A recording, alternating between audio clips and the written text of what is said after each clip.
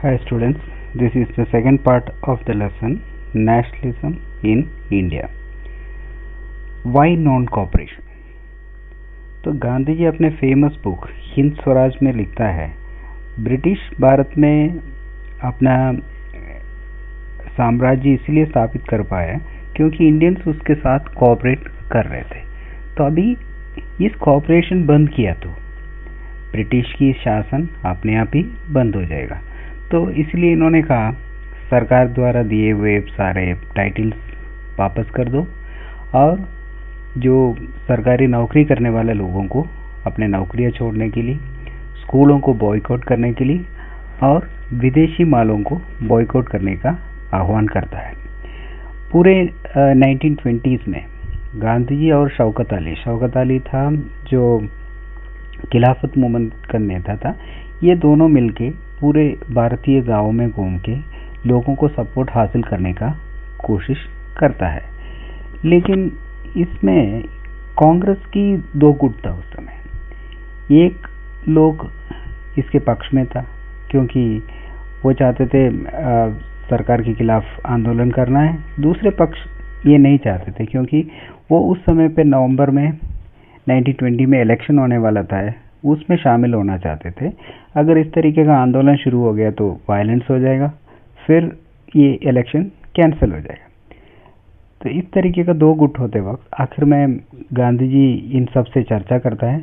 दिसंबर 1920 में उन्होंने non cooperation programme को अडॉप्ट करवाता है सबसे मिलके। तो differing strands with in the movement. तो नॉन कोऑपरेशन और खिलाफत मूवमेंट शुरू होता है 1921 में। इसमें शामिल होने वाले लोगों को अलग अलग उम्मीदें थे। तो different people want different things, अलग अलग लोगों को अलग अलग इच्छाएं थे। मूवमेंट्स इन द टाउन्स, ये मिडिल क्लास पार्टिसिपेशन से टाउन्स में हजारों की संख्या में बच्चे, गवर्नमेंट सर्विस में काम करने वाला सब अपने नौकरी छोड़ता है, स्कूल छोड़ता है और विदेशी मालों को बॉयकॉट करता है। तो इससे 1921 और 22 के बीच में जो विदेश से इंपोर्ट करने वाला माल की संख्या आधा रह गया। और इसके अलावा खादी को प्रोत्साहन मिला, खादी का प्रोडक्शन थोड़ा इंक्रीज हो गए थे। लेकिन कुछ दिनों के बाद में गरीब लोग ये खादी अफोर्ड नहीं कर सकते थे क्योंकि खादी हाथों से बनने वाला चीज़ होने की वजह से वो महंगा होते थे। गरीब लोग उसको अफोर्ड नहीं कर सकते थे, वो लोग विदेशी माल खरीदना पड़ते थे। तो इसके अलावा जो इंस्टीट्यूशन वगैरह सब छोड़ दिए लोग, लेकिन उसकी जगह पे दूसरा नहीं है। अगर कोर्ट नहीं हो तो दूसरे उसकी जगह पे भारतीय कोई सुविधा होना चाहिए लोगों की प्रॉब्लम सुलझाने के लिए, बच्चों को एजुकेशन के लिए दूसरा संस्था होना चाहिए। यह सब नहीं होने की वजह से धीरे धीरे लोग वापस जाना शुरू कर दिया अपने जॉब के लिए और स्कूलों के लिए। और ग्रामीण इलाके में क्या होता है, तो ये शहरों से ये नॉन कोऑपरेशन मूवमेंट ग्रामीण इलाके में भी फैलता है। और इसमें अवध में एक पेजेंट्स मूवमेंट जो किसानों की मूवमेंट को नेतृत्व किए थे बाबा रामचंद्र। तो उधर का लोग इसमें शामिल इसीलिए हुए थे क्योंकि वो लोग ब्रिटिश के खिलाफ नहीं थे, उधर के तालुकदार और लैंडलॉर्ड्स के खिलाफ थे। क्योंकि उनसे बहुत ज़्यादा पैसे मांगते थे ये तालुकदार और उनसे बेगारी करवाते थे। बेगारी मीन्स विदाउट मनी उनसे काम करवाते थे। सो बहुत सारे इलाके में लोकल लीडर्स ने कहा जो लैंड का टैक्स देने की ज़रूरत नहीं है और ज़मीन जो ज़मींदारों से अपन छीन के ले सकता है, ये सब गांधी जी नहीं कहा था, लेकिन गांधी जी के नाम से उधर के लोकल नेताओं ने इस तरीके से लोगों को भड़काए थे। इसी तरीके से ट्राइबल एरिया में भी गांधी जी के आइडियाज़ से इंस्पायर होता है। तो आंध्र प्रदेश के जो जंगली इलाके में रहने वाला जो ट्राइबल लोगों ने, उन्होंने गरिल्ला वारफेयर अपनाए थे, छापामारी। ये क्या होता है, ये कांग्रेस के खिलाफ थे। तो ये लोग इसका परेशान हो गए थे। अंग्रेज लोगों ने जो फॉरेस्ट नियम वगैरह लेके आए थे, इससे इनको जंगलों में जाके उनकी ज़रूरी सामान वगैरह लेने के लिए मना करते थे। इसके अलावा इनसे ज़बरदस्ती बेगारी करवाते थे रोड बिल्डिंग के लिए, तो इससे ये इधर का जंगल के लोग परेशान थे। उनका एक नेता था अल्लूरी सीताराम राजू। ये अपने आप को एक भगवान की जैसा फिगर था उनकी लोगों के लिए, और इन्होंने भी लोगों के साथ मिलके आंदोलन करता है, लेकिन ये वायलेंस अपनाते हैं जिसको गांधी जी पसंद नहीं करते थे। और लेकिन आखिर में ये अल्लूरी सीताराम राजू को अंग्रेज लोग पकड़ता है, उसको 1924 में उसको हत्या कर लेते हैं। जो प्लांटेशन में वर्क करने वाले लोगों को एक प्रॉब्लम था। उधर क्या होता, प्लांटेशन में वर्क करने वाले लोगों को अपने गांव से उसको लेके प्लांटेशन में काम करवाते थे, लेकिन उसको उधर प्लांटेशन से घर जाने की इजाज़त नहीं होती थी, उसको फ्री मूवमेंट्स वगैरह नहीं थे। इसके लिए एक नियम पास किए थे, इनलैंड इमिग्रेशन एक्ट नाम की एक नियम, 1859 का ये एक्ट है। इसके अनुसार जो प्लांटेशन वर्कर को टी गार्डन्स छोड़ के नहीं जा सकते थे। जब उन लोगों ने ये नॉन कॉपरेशन मूवमेंट की बात सुनते वक्त उन्होंने सोचा गांधी राज आ गया, ये लोग अपने जॉब वगैरह छोड़ के आपकी गांव की तरफ निकल पड़ता है। लेकिन उस समय पे पूरे देश में नॉन कॉपरेशन मूवमेंट की वजह से गाड़ियाँ वाड़ियाँ नहीं चलते थे, ट्रेन वगैरह नहीं थे। ये लोग रेलवे स्टेशन वगैरह जाके इकट्ठा हो जाता है, उधर से फिर दोबारा पुलिस पकड़ के इसको वापस पीट के वापस उनकी प्लांटेशंस में लेके जाता है। तो इन फरवरी 1922 गांधी जी ने देखा नॉन कॉपरेशन मूवमेंट वापस लेने के लिए तय करता है, क्योंकि गांधी जी ने देखा तो ये लोग लड़ाई दंगे पे आ जाता है और इसलिए वो नहीं चाहते थे। तो two factors shaped Indian politics towards late 1920 में दो फैक्टर्स भारत का जो पॉलिटिक्स को शेप करता है। पहला था, पूरे दुनिया में उस समय पे एक इकोनॉमिक डिप्रेशन होता है, इकोनॉमिक आर्थिक मंदी आ जाता है, एग्रीकल्चरल प्राइस बहुत कम हो जाता है। ठीक है, तो 1926 से और 1930 होते वक्त इसके सारे रेट कम होता है। कम होते वक्त ये प्रॉब्लम किसानों को है। इस समय पे ब्रिटेन में एक नया सरकार आता है, तो उन्होंने एक कमिटी स्थापित करता है सर जॉन साइमन के नेतृत्व में। तो वो नेशनलिस्ट मूवमेंट के बारे में स्टडी करने के लिए था। इस कमीशन इसीलिए बनाए थे, उनको भेज के भारत में जाके देखने के लिए कहा उधर क्या क्या परिवर्तन लाना है, क्या क्या प्रॉब्लम है, इसको जानने के लिए उसको भेजे थे। लेकिन इसमें एक प्रॉब्लम ये था, इस कमीशन में एक भी भारतीय मेंबर नहीं था। तो ये एक भी मेंबर नहीं होने के, भारतीय लोगों के बारे में स्टडी करने के लिए जब एक कमेटी होता है उसमें एक भी भारतीय मेंबर नहीं होता, उनको कैसे प्रॉब्लम को समझ में आएगा। इसलिए जब साइमन भारत में आए थे 1928 में, लोग उसको प्रोटेस्ट किया, गो बैक साइमन के प्रोटेस्ट किया था। In December 1929, under the presidency of Jawaharlal Nehru, the Lahore Congress formalized demand for पूर्ण स्वराज और फुल इंडिपेंडेंस ऑफ इंडिया।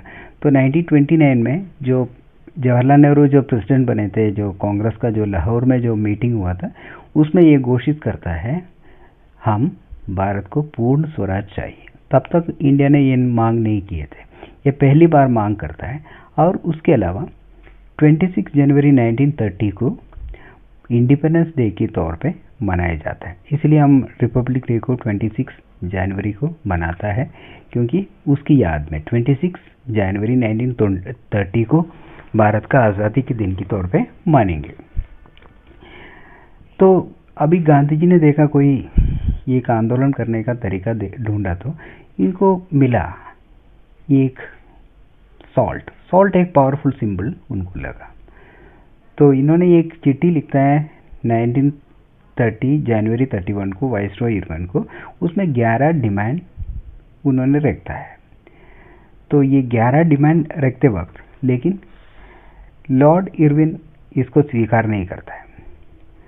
तो गांधी जी का अल्टीमेटम को नहीं माना, तो गांधी जी अपने कुछ 78 वॉलंटियर्स के साथ ये लंबी मार्च में निकलता है 240 किलोमीटर दूर के साबरमती आश्रम से दांडी नाम की एक कोस्टल टाउन है उसकी ओर जाता है। ये करीब 24 डेज की ये यात्रा में 6 अप्रैल ये दांडी पहुंचता है और उधर आके इन्होंने सॉल्ट नियम को तोड़ता है। सॉल्ट नियम ये होता है, सॉल्ट के ऊपर टैक्स लगाए हुए थे तो उसको वापस लेने के लिए था, सॉल्ट तोड़ना था ना, आम लोगों को सॉल्ट बनाने की इजाज़त देने के लिए, क्योंकि उस समय क्या होता है सॉल्ट सिर्फ सरकार बना सकते थे और कोई बनाए तो वो गैर कानूनी होते थे। इस तरीके का इन्होंने नियम तोड़ दिया। ये शुरू होता है सिविल डिसोबीडियंस का शुरुआत। इस दर से सिविल डिसोबीडियंस मूवमेंट शुरू होता है। हजारों की संख्या में लोगों ने भारत के अलग अलग कोने से इसमें शामिल होता है। सब लोग सॉल्ट बनाता है, इस तरीके का इस नियम को तोड़ता है। और as the movement spread, foreign clothes was boycotted, liquor shops were picketed, peasants refused to pay revenue and चौकीदारी tax, and village officials resigned. इसके बाद क्या होता है, ये पूरे गांव में फैल जाता है। लोगों ने टैक्स पे करना बंद कर लेता है, विदेशी माल को बॉयकॉट करता है और तो सरकार क्या करता है, इसके लिए बहुत कड़े कदम उठाता है। लोगों को अरेस्ट करता है, पीटता है। और जो खान अब्दुल गफर खान, ये एक गांधी जी का बहुत ही अच्छे शिष्य थे, इसको अरेस्ट किया जाता है। पेशावर में तो स्ट्रीटों में लोग आता है तो लोग आंदोलन करता है। इस तरीके का सिचुएशंस में गांधी जी देखा तो वायलेंस आगे बढ़ रहे थे, तो गांधी जी इसको वापस ले लेते हैं इस मूवमेंट को और इरविन के साथ एक समझौते पे हो जाता है। This is known as Gandhi Irwin pact. उसको 5 मार्च 1931 में होता है। इसके अनुसार कांग्रेस राउंड टेबल कॉन्फ्रेंस में शामिल होने के लिए तैयार हो जाता है, जो लंदन में होता है चर्चा। इस चर्चा में जाने के लिए तैयार होता है और सरकार ने ये स्वीकार करता है जो पॉलिटिकल प्रिजनर्स हैं, जो राजनीतिक जो कैदी है, उनको छोड़ दिया जाएगा। दिसंबर 1931 में गांधी जी जाता है कॉन्फ्रेंस के लिए, लेकिन उधर चर्चा फेल हो जाता है और गांधी जी वापस आ जाता है। वापस आने के बाद बहुत दुखी होके आता है और गांधी जी सोचता है ये सिविल डिसोबीडियंस मूवमेंट दोबारा शुरू करेंगे। लेकिन ये सिविल डिसोबीडियंस मूवमेंट उतना सक्सेसफुल नहीं होता है। 1934 तक आते वक्त लोग इससे उतना इंटरेस्ट नहीं लेता है और वो वापस ये ख़त्म हो जाते हैं उसकी मूवमेंट। तो कंट्री साइड्स में जो पेजेंट्स जैसे वगैरह थे, ये पहले इस मूवमेंट में बहुत जोर से शामिल होते थे, लेकिन वो लोग जब ये 1931 में गांधी जी पहले इसको वापस लिया तो ये लोग बहुत डिसअपॉइंटेड हो गए थे। इसलिए दोबारा जो गांधी जी इसको रिवाइज किया तो ये लोग इसमें शामिल नहीं हुए थे। तो छोटे मोटे जो किसान थे उनको रेंट करने में दिक्कत होते थे, उनको जो लैंडलॉर्ड्स को जो टैक्स जो देना था उससे कुछ राहत चाहते थे, लेकिन वो उसको कांग्रेस ने सपोर्ट नहीं किया। तो ये लोग क्या हुआ, ये लोग जाके सोशलिस्ट और कम्युनिस्ट लोगों के साथ मिल जाता है, उनकी तरफ से ये आगे बढ़ता है। तो तब बिजनेस क्लास क्या इसमें शामिल हुआ है या नहीं? तो बिजनेस क्लास लोग चाहते थे, विदेशी माल वगैरह इंडिया से आना बंद हो गया तो उनकी बिजनेस के लिए अच्छा होगा, ये सोच के इन्होंने इसमें शामिल होता है। ठीक है, तो लेकिन इंडस्ट्रियल वर्किंग क्लास, उधर काम करने वाले लोग ये सिविल डिसोबीडियंस मूवमेंट में ज़्यादा संख्या में शामिल नहीं होते थे, क्योंकि कांग्रेस क्या होते थे, ये मेन जो इंडस्ट्रियलिस्ट है उनके सपोर्टर थे। इंडस्ट्रियलिस्ट की सपोर्टर होने की वजह से ये वर्कर्स की डिमांड को वो सपोर्ट करना नहीं चाहते थे, क्योंकि इंडस्ट्रियलिस्ट उससे नाराज़ हो जाएंगे। दूसरा एक फीचर ये था, इसमें इस आंदोलन में काफ़ी संख्या में औरतें शामिल हुए थे, लेकिन लंबे समय तक कांग्रेस ने लेडीज़ को उतना सिर्फ एक सिंबल के तौर पे ही उसमें शामिल करते थे, उनको कोई पोजीशन वगैरह नहीं देते थे। Now let's see the limits of civil disobedience. All social groups were moved by the abstract concept of Swaraj, and such groups was the nation's untouchables. तो सब लोग इसमें इतना इंस्पायर्ड नहीं हुए थे। भारत में जो स्वराज की प्रति सब लोग नहीं लिए थे, उसमें से एक लोग था अनटचेबल लोग, क्योंकि कांग्रेस लोग हमेशा दलित लोगों को सपोर्ट नहीं किए थे, क्योंकि उसमें ज़्यादातर हाई कास्ट हिंदूज थे, उसको नाराज़ करना नहीं चाहते थे, इसलिए उसको सपोर्ट नहीं करते थे ये अनटचेबल्स की डिमांड्स को। सो दलित पार्टिसिपेशन सिविल मूवमेंट में इसलिए बहुत ही कम था। उसका नेतृत्व किए थे डॉक्टर BR अम्बेडकर। इन्होंने दलितों को ऑर्गेनाइज करके एक डिप्रेस क्लास एसोसिएशन बनाए थे 1930 में। कुछ मुस्लिम पॉलिटिकल ऑर्गेनाइजेशन भी ये सिविल डिसोबीडियंस मूवमेंट की प्रति उतना इंटरेस्टेड नहीं था, क्योंकि मिड 1920 से कांग्रेस वगैरह मेनली हिंदू लोगों का पक्षधर थे, जैसे उसमें हिंदू महासभा वगैरह के लोगों का सपोर्ट करते थे।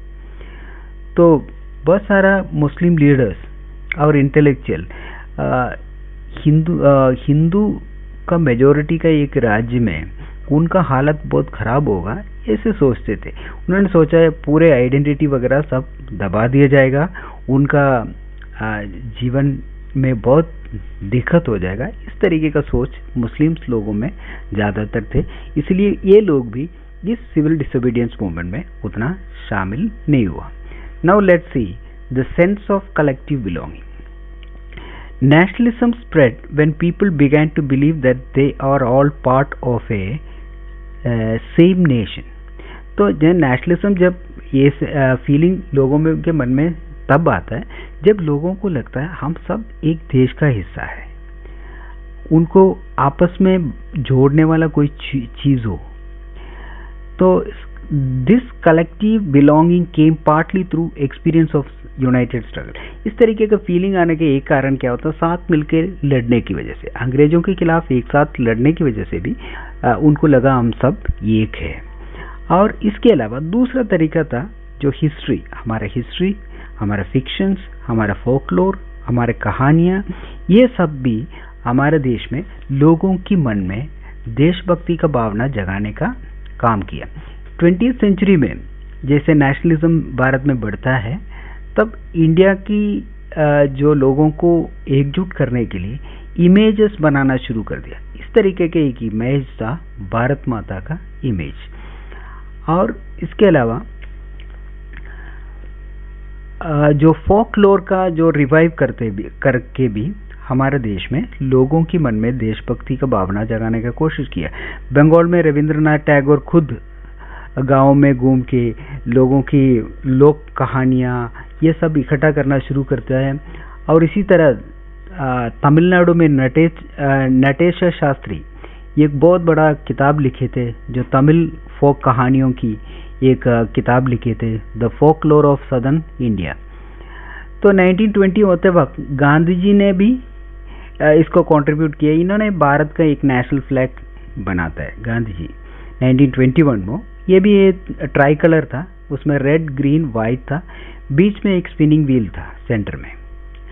दूसरा जो ये फीलिंग क्रिएट करना था, हमारा हिस्ट्री को रीइंटरप्रेट करना। अंग्रेजों ने कहा था हम आप लोग आदिवासी हैं, हम आप कोई डेवलप नहीं है, हम आपको सुधार रहे।